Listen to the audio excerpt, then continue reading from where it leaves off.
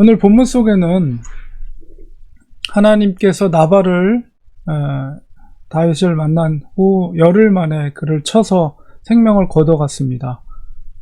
다윗은 사실 이 아비가일이 아니었다면 나발을 죽이고 그 나발에 속한 모든 남자들을 죽일 각오를 하고 있었고 작정을 하고 있었는데, 나발로 인해서 자기가 그리고 자기의 부하들이 칼에 피를 묻히지 않고 하나님의 온전한 방법대로 이 문제를 수습할 수 있었습니다. 이제 다윗의 마음속에는 아비가일의 그런 지혜에 대해서, 그리고 그 여인이 참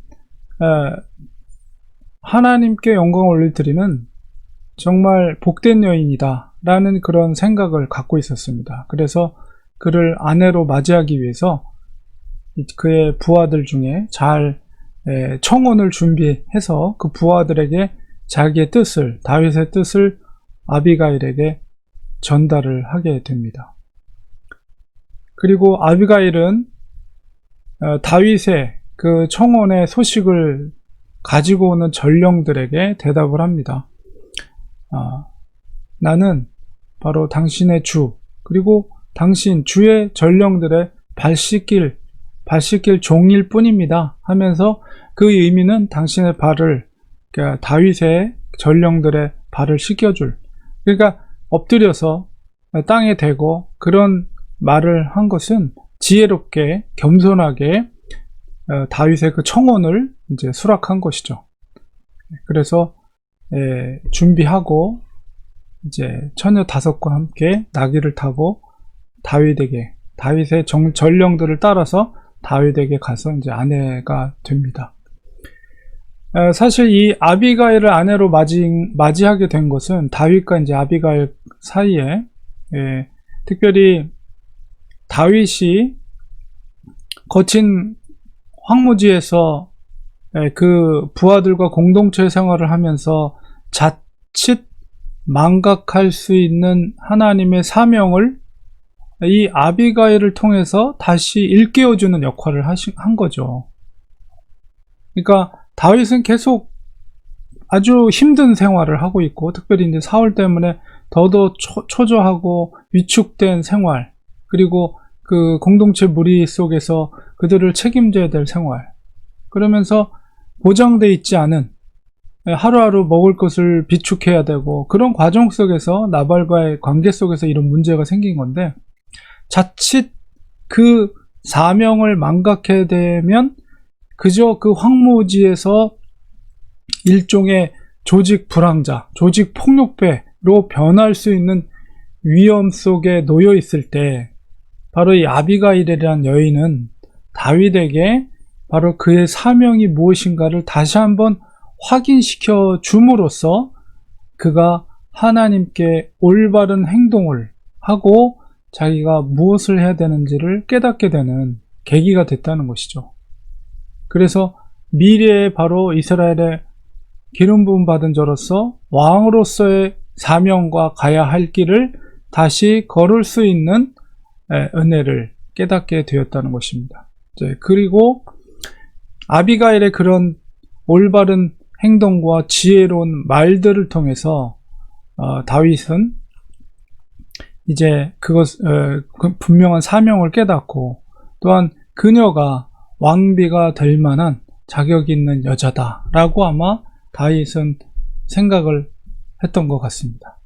그래서 전령들을 통해서 청혼을 하고 그 여인은 다윗의 그 청혼을 받아들이게 되는데, 또 아비가일 입장에서도 현재는 다윗이 떠돌이 생활을 하는 그런 도피 생활을 하고 있죠. 그렇게 볼 때 당장 그 모습만 보면 미래가 없는 남자로 보이지만, 그러나 아비가일이 다윗 앞에서 했었던 고백 속에서 우리가 아비가일이 다윗을 어떻게 생각하느냐를 우리가 짐작할 수 있는 것은, 지금은 비록 떠돌이 생활을 하는 남자이지만 그가 반드시 이후에 훌륭한 사람으로 혹은 왕으로서 될 것을 조금도 의심하지 않았다는 거예요. 그런 비전이 있었기 때문에, 그런 확신과 믿음이 있었기 때문에 다윗의 청혼을 또한 그것도 겸손하게 내가 전령에 우리 주라는 것은 다윗이죠. 다윗의 전령에 발을 씻길 종이니다 하면서 후에 이제 왕비가 될 여인임에도 불구하고 그 전령들을 극진히 대접하고 그들을 높여주는 그 모습, 아주 기품 있는 모습이죠. 그 겸손함을 여인이 보이는 것은 아마 그 전령들도 놀랐을 거예요. 자기의 주인의 그 왕비로서, 지금은 왕은 아니지만 왕비로서 그를 청혼하러 온 자리에 오히려 자기들을 극진히 대접하는 그 아비가일의 모습 속에서 아마 전령들도 사뭇 놀랐고 역시 기품이 있는 여자다라는 것을 아마 이 전령들도 깨달았을 것입니다. 결과적으로 해서 이 아비가일이 다윗의 아내가 되었습니다. 이제 끝에 부분에 이 아비가일이 아내가 되기 전에 이미 43절에 보니까 이스라엘의 아히노암을 아내로 이미 맞아들인 것 같아요. 그래서 이제 오늘 본문 속에서는 다윗이 여러 부인을 이렇게 얻게 되는 내용들이 담겨져 있는데요.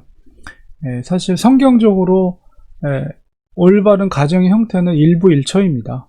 하나님의 허락 가운데 이렇게 된 것이지, 구약에 보면 이제 일부 다처의 형식을 갖고 있는 사람들이 나오죠. 솔로몬도 그렇고. 근데 사실 그것은 올바른 게 아니에요. 하나님이 허락은 한 거지만 하나님의 기뻐하신 뜻은 그것은 아닙니다. 그것으로 인해서 빚어지는 얼마나 많은 문제들이 야기가 됩니까? 일부 다처로 인해서. 어쨌든 다윗은 아비가일을 맞이하기 전에 아히노암이라는 여인을 먼저 맞이하게 돼요. 아히노암이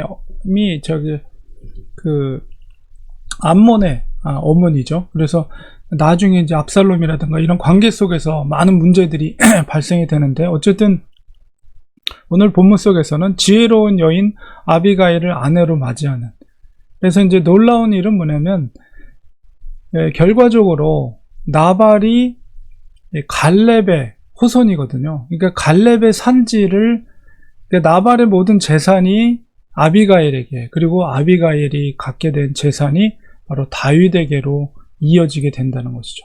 그래서 갈렙이 여호수아를 읽어보면 그가 여호수아에게 허락받은 땅이 바로 산지 헤브론입니다. 산지를 내게 주소서 했던 그 땅이 바로 헤브론 땅이거든요.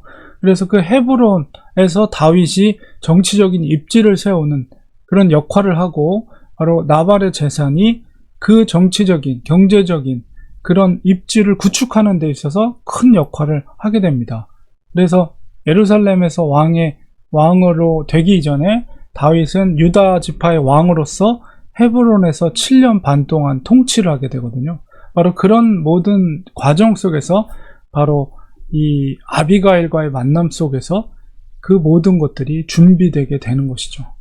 하나님께서 그런 섭리 가운데 아비가일을 아내로 맞이하게 되고, 다윗이 왕으로서 되는 과정 속에서 그런 경제적인, 정치적인 입지를 이 여인을 통해서 이루어가는 것을 보게 됩니다. 그래서 오늘은 이 지혜로운 아비가일을 통해서 하나님께서 다윗의 사명이 무엇인가를 이 여인의 지혜를 통해서 깨닫게 하고, 또 왕비로서의 기품을 보임으로 다윗이 이제 차기 왕으로서의 모든 것들을 준비할 수 있는 그런 섭리적인 만남을 우리가 보게 됩니다.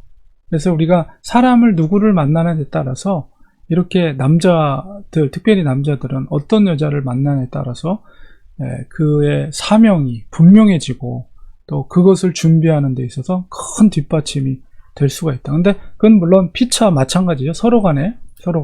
그래서 오늘은 다윗과 아비가일의 만남과 축복된 결혼을 통해서 얼마나 서로 간에 그 하나님의 뜻을 이루어가는 귀한 만남인가를 우리가 깨닫게 됩니다. 그래서 우리들도 우리의 특별히 자녀들의 이 귀한 만남, 하나님의 귀한 만남이 있을 수 있도록 우리가 기도하고, 우리들도 또한 귀한 만남이 있을 수 있도록 앞으로의 삶 가운데 우리가 기도해서 우리의 사명을 더욱더 깨달을 수 있는 그런 귀한 만남들을 위해서 기도하는 우리가 됐으면 좋겠습니다. 기도하겠습니다. 하나님 아버지, 오늘 아비가일과 다윗과의 그 만남과 축복을 통해서 하나님께서는 그 섭리 가운데 다윗이 다시 한번 왕의 길로 가는 데 있어서 망극될 수 있는 그런 사명을 아비가일을 통해서 깨닫게 하고 회복시켜 주시고, 또 정치적인 경제적인 모든 입지를 이 아비가일을 통해서 이루게 하심을 보게 됩니다. 하나님, 우리가 인생을 살아가면서 많은 만남들이 있는데 그 만남 가운데 정말 귀한 사람들을 만나게 해주시고, 그 귀한 만남이라는 것은 결국 하나님의 사명을 더 깊이 깨닫고 그 뜻대로 매진하며 정말 하나님이 서로 협력하여서 하나님의 나라와 하나님의 영광을 위해서, 하나님의 맡겨진 사명을 위해서 더 충성될 수 있는 그런 귀한 축복된 만남들을 우리 인생 가운데 더 허락해 주시고, 특별히 우리 자녀들 가운데 귀한 만남들, 좋은 친구들, 좋은 배우자들을 만날 수 있는 축복을 주님께서 또 허락해 주시옵소서. 예수님의 이름으로 간절히 기도합니다. 아멘.